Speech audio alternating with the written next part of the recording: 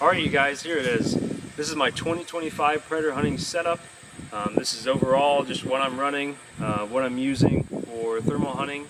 Mostly coyotes, maybe a little bit of raccoon, hopefully a bobcat here in the near future. But yeah, this is just a basic setup, what I got going here. We'll get more into it. I've already shot the rest of the video. My exposure is just a little bit off. But yeah, let's get into it.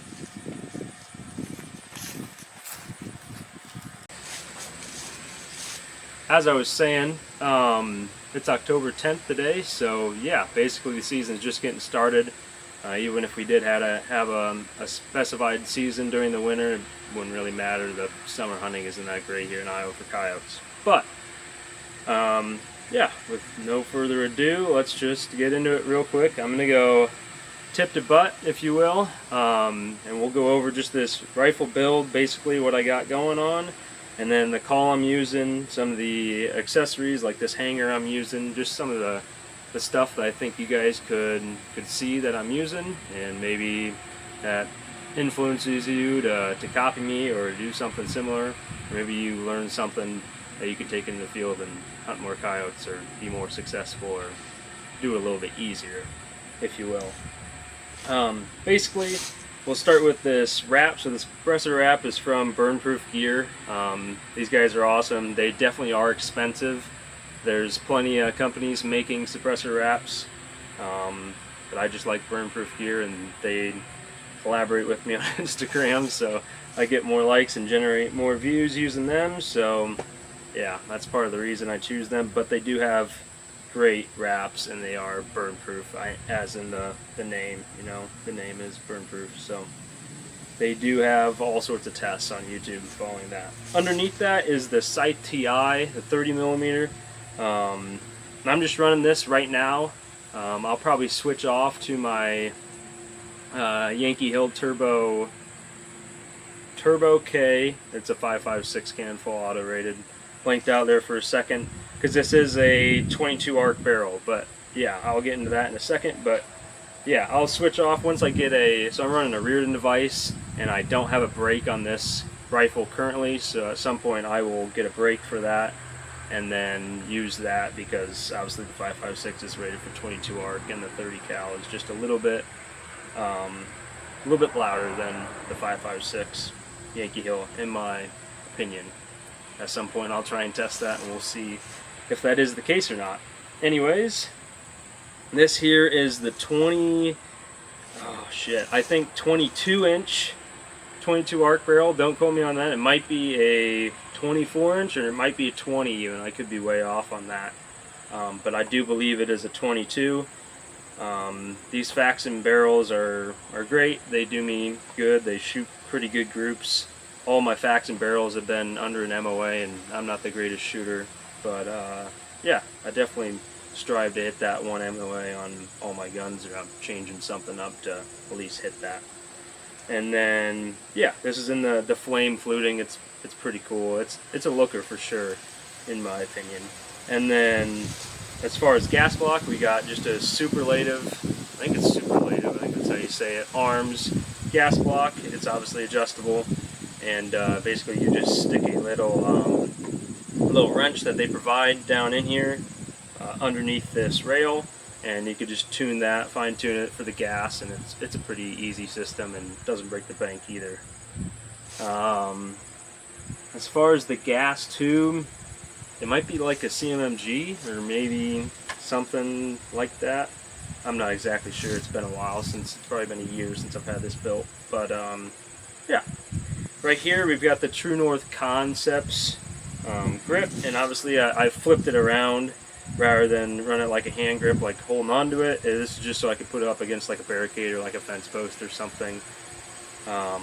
Yeah, I run this thing on a tripod 99% of its time, so I really don't need it as like a grip. I just turned it around so that I have something for it to barricade up against. Next is this handguard. So this handguard is a quad rail from AT3 Tactical. This is a 16-inch And yeah, it's an OD green. Obviously, maybe you could tell from the video, maybe not, but yeah, it's an OD green. The squad rail is nice because I don't have to have anything added, and I can just link right into this tripod here because it is an Arca and a Picatinny tripod ball head. And so yeah, this is, we'll get to that later, but that's I believe an Area 419 Arca lock thing. But yeah, we'll get into that in just a second. And then next up we got the upper receiver. That is also an AT3 Tactical. It is matched with this handguard. I just like that matched look, and AT3 parts don't break the bank, and they do all their own Cerakoting and stuff. So it's nice to have those options in a cheap, somewhat affordable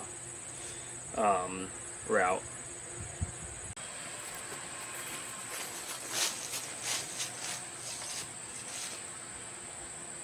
So that's that for upper for the most part. Inside of here we got so this is the Faxon bolt carrier group with just a mil-spec charging handle. There's nothing crazy about this. This is like 20 bucks or something. Obviously at some point I should probably upgrade because it's not the most reliable, but this is a hunting rig.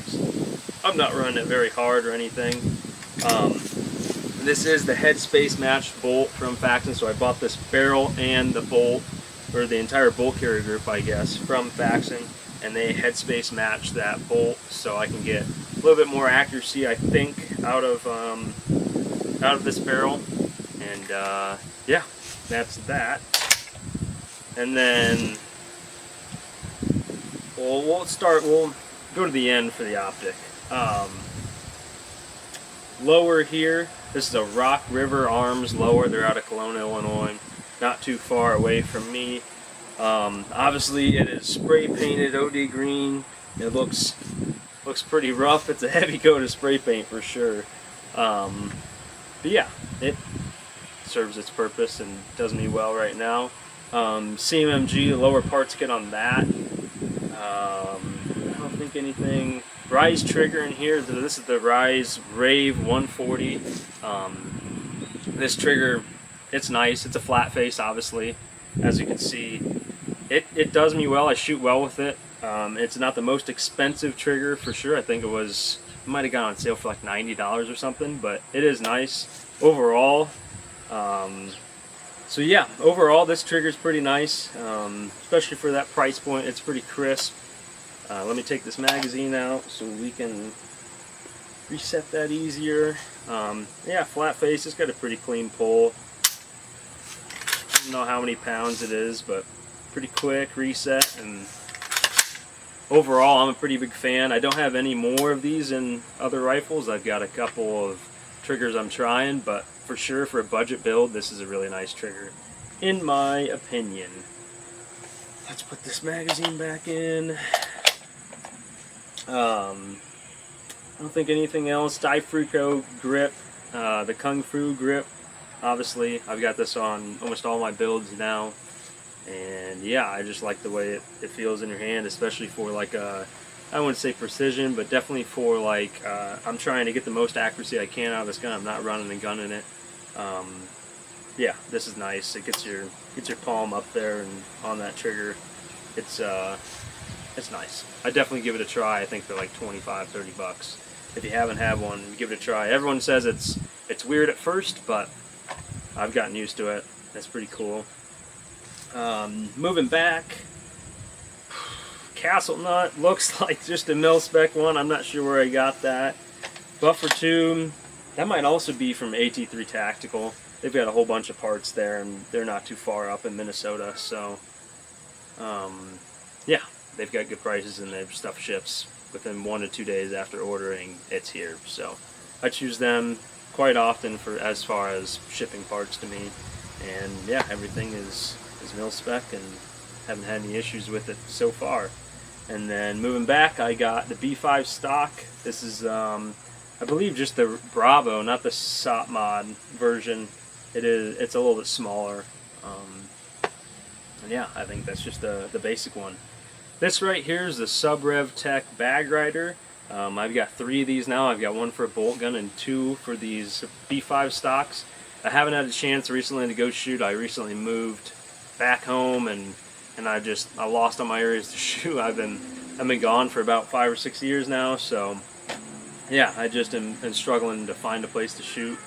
I could go out in this field, but I don't know. I just don't feel comfortable doing it. I might try and hunt out in this field this fall, but yeah, basically we got to drive like 40 minutes to an hour, sometimes an hour and a half to go shoot. So I haven't had a chance recently, but at some point I will shoot and get a review on all these. Especially they've got that new one for that bolt gun. It just plugs right into your stock, right where your sling is. So that little swivel that you can just thread out basically.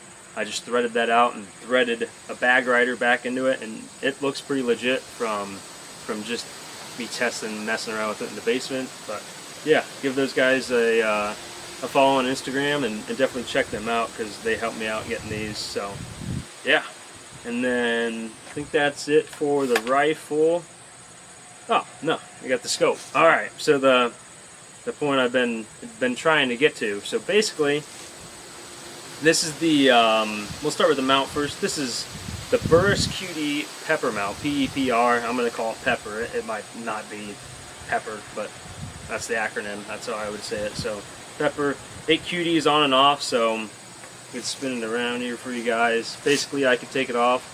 I haven't tested whether I can move it up and down and not lose zero, so I'm just going to leave it where it's at for now. Otherwise, I would take it off for you guys, but yeah, and then as far as thermal, I've got the iRay Bolt 50C. It's a 3.5 to 14, so 3.5 base magnification. And yeah, I've had no complaints about this thing. This thing is nice, and I think it's 2, maybe 3 years old now. This thing's nice. As far as like comparison to like a Pulsar or any other brand that you want to compare it to, Pulsar and iRay are probably the two biggest right now. But yeah, comparing it to a Pulsar this year, the 640s they have, I mean, it's not even close. Especially like if you get a little bit of humidity, and we do get that in the winter here in Iowa. I mean, you can't see anything through those Pulsars. And that's nothing against Pulsar. Their new, their new 1240. That thing's a monster. That thing is amazing at cutting through all that stuff. We have been testing that. I know some people with those thermals, and yeah, I'm excited to get behind that 1240 they got. But as far as iRay versus Pulsar 2 or 3 years ago, it used to be Pulsar probably 5 years ago, but I think iRay was on top of the game 2 years ago, and now Pulsar's coming back for sure. They have gotten a little bit of flack on some videos I've seen as far as like falling behind in technology, but yeah, and that's not me shit talking on any brands. I'm really happy with this thermal and the price I got it for, which I don't want to talk about because it was pretty steep, but I did get it for a pretty good price thanks to my friend Mike, who works at the gun shop that I'm familiar with or go to quite often. But yeah, couple years old. Maybe we'll get into knockpicks or something here soon, or maybe like a newer iRay. I don't know, knockpicks, iRay. I think they're the same goddamn thing. I don't know. I can't keep track of it. No one really seems to have an answer for that. But I think they're the same parent company and two different. Whatever. They're close enough. So yeah, if either one of them want to reach out and send me a scope to even just try, I would not be opposed to that. We got some hunting to do, some coyotes to kill. So yeah, that would be a lot of fun. But what next? That's it for the rifle pretty much. As you guys can see here, this is a 2 vets. This is the, Jesus, don't even quote me on this. Okay, this is the QDT V2 LS1. Boy, that's a mouthful. But basically, it's just the 2 leg sections and it's inverted. So rather than going from the bottom and extending those, I'm going from the top. Instead of 3 sections, I'm only going 2. This thing does get tall. It'll put the rifle above my head, and I'm 6 foot tall. So it is. It's nice. It is a bit pricey. I also don't want to talk about how much I spent on this tripod. Shit's getting expensive quick. But yeah, basically, not at all disappointed in my purchase here. It's done me well. And yeah, that's that. My name's custom engraved in it. That's pretty cool. They did that for $15, which is a little steep, I guess. But and then basically, this here is the tripod hanger, and I'll grab this real quick. This here is the drag, and then this here is the hanger. I'm hanging the X24 from it right now, and we'll get into that in just a second. But this is the Yodi drags. This is the dual drag, and yeah, basically I got this just in hopes that I have something to drag back to the truck. You know, I get a lot of nights hunting, stands hunting, especially here in Iowa with everything that's at the pressure that it has, especially for coyotes. I go dry quite a few stands and quite a few nights actually, so I just bring this along just in case. You know, this kind of just a showpiece at this point. But yeah, that's the Yodi drag, or Yodi drags drag, whatever, close enough. And then that's also their tripod hanger to hang the coyote and take a picture, obviously, with. And yeah, we'll go on to the call here. This is just the X24. I've got a bunch of MFK sounds loaded on it, probably 20 or 25 now that I've bought. Looking back, I should have just bought the MFK version and got all those sounds, but whatever. You know what? I like supporting Tory Cook and those guys. They got a pretty cool gig going down there. I think they're in Arkansas or somewhere down south, not up here. But yeah, X24. I'd like to try the X360 at some point, but that thing is huge. I don't know if that'd be a lot of fun lugging around in the field, but yeah, this X24 has done me great.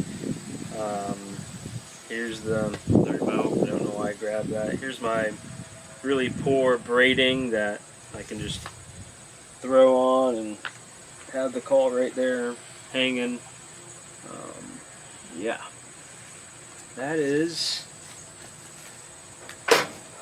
I believe, just about it. I don't know that I have anything else. Yeah, I had Pulsar handheld at some point. I sold that. Sold 2 thermals, bought this one.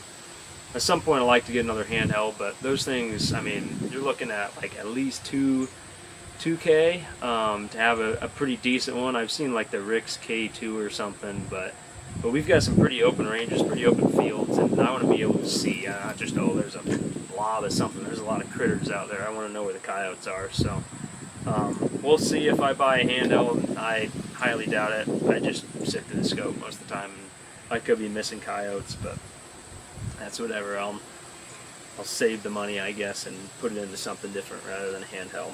But yeah, that's it. If you got any questions, leave it down in the comments. If you like this video, like and subscribe. And yeah, have a good day, guys. Thank you.